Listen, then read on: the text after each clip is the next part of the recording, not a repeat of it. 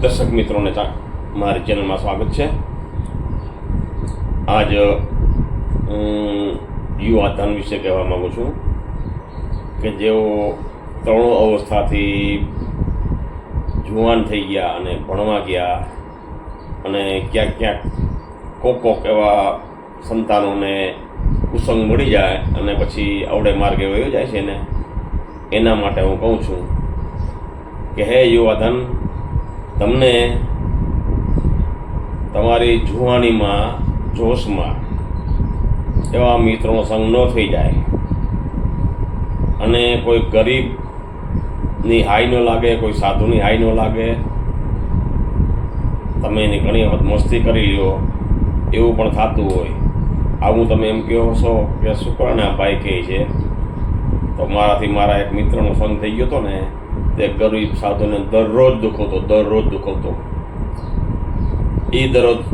એ ગરીબ સાધુને દુખાવ્યો ને એનું પરિણામ હું અત્યારે ભોગવું છું। સમજ્યા? આવો તો ઘણા કારણો છે કે જે મેં ભૂલો કરી છે એને હિસાબે દુઃખ ભોગવવું પડે છે। તો પહેલા નંબરમાં તો કોઈ ગરીબને થતા વગર ને આપણે શું કાને દુઃખ દેવું જોઈએ, એટલે માટે કરીને કોઈ ગરીબને દુખવતા। બીજા નંબરમાં તમારું લક્ષ્ય ભણવાનું છે, નથી વ્યસનને માર્ગે જવાનું, આડો અવળો માર્ગ ન પકડાય, જોજો ક્યાંય પ્રેમ સંબંધમાં બંધાઈ ન જાય। તમારું લક્ષ્ય કયું છે?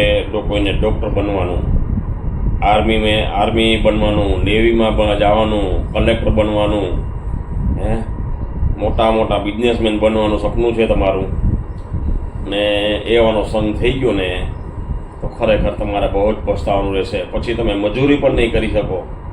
માટે થઈને કહું કે તમારું લક્ષ્ય ને ભણવામાં રાખજો। તમારા માતા પિતાએ તમને ગરીબ હોય તો પેટે પાટા બાંધીને મજૂરી કરીને પોતે અડધો રોટલો ખાઈને તમને આખો ખવડાવશે, એટલે કે શહેરમાં તમારા માટે પૈસા મોકલશે।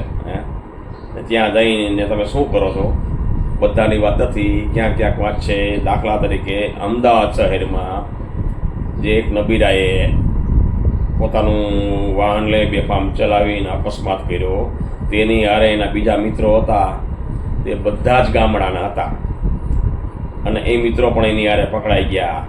એના માતા પિતાને ખબર પડી પછી કેવી હાલત થઈ કે તમે જોયું હશે। આજથી 1.5 થી 2 વર્ષ થઈ ગયા છે। એવો બ્રિજ હતો, એ બ્રિજ ઉપર એ નબીરાએ અકસ્માત કર્યો। માટે થઈને તમે એવું ન કરતા। બીજા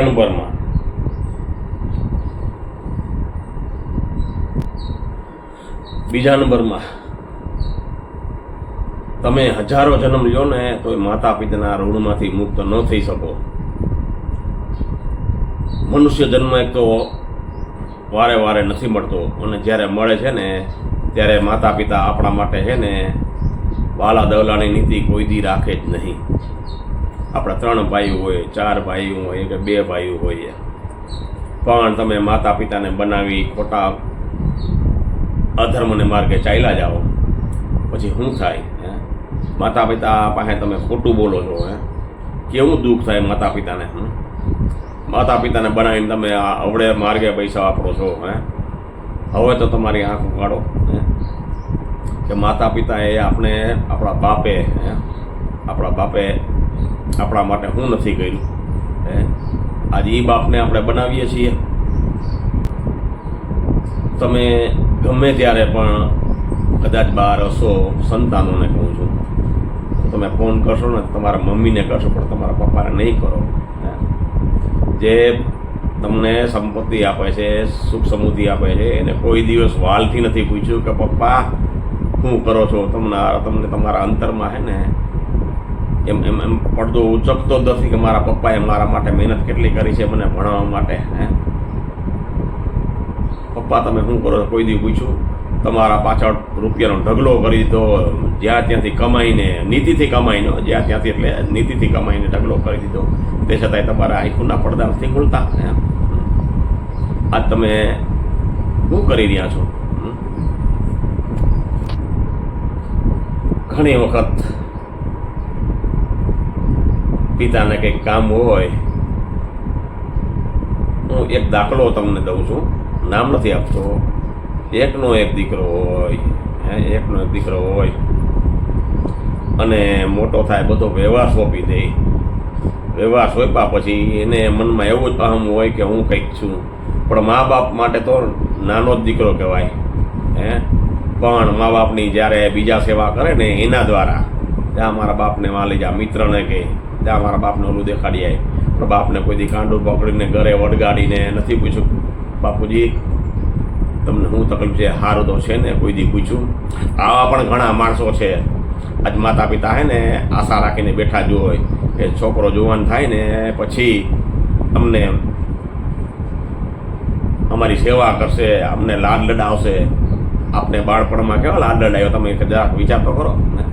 મારો દીકરો આપણા મળમૂત્ર સાફ કર્યા. મેં આની પહેલાંના વિડીયોમાં 1.5 થી 2 વર્ષ પહેલાંના વિડીયોમાં પણ મેં મૂક્યું હતું કે આપણા મળમૂત્ર સાફ કર્યા, આપણી બધી અપેક્ષાઓ પૂરી કરી.